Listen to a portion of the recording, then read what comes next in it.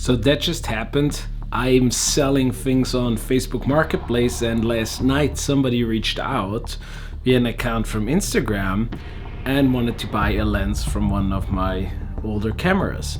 Now, the person was very nice, the chatting was very nice. She asked that her cousin would pick it up today actually, and she would pay it in advance. I'm like, oh, don't worry about paying in advance. Just wait until the cousin sees the lens. If he or she tells you it's in good condition, you can wire the money. And she said she's busy. So she sends me the money and says, oh, I just got an email about account limit, like transfer limits on sale. And I'm like, okay. She's like, you probably got the same email. So I log in, check on my banking if there's any sell activity. There's nothing. I check my spam folder and there is an email from sell.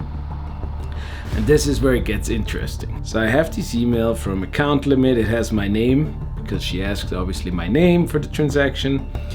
It has an introduction to sell, and then it has basically I have a pending payment of $800 US. The actual price of the lens was at $799, but I'm like, whatever.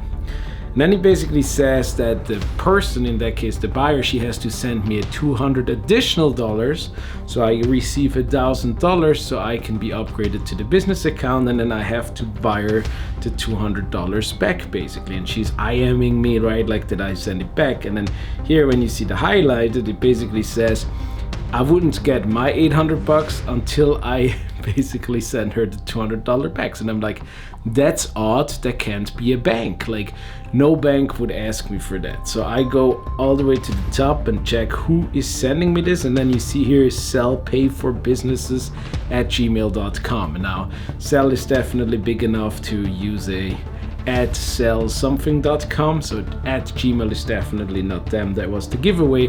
So I went back to her, I'm like, thank you for the fraud, God bless you, but yeah, no thank you, and blocked her. And she was obviously very frustrated about, I sent you money, what about my money? So the point here is be careful. I've never seen fraud on that level. It was pretty good, the person spoke pretty well English to me, like on Facebook Marketplace. It just seems like they have no scruples. So be careful.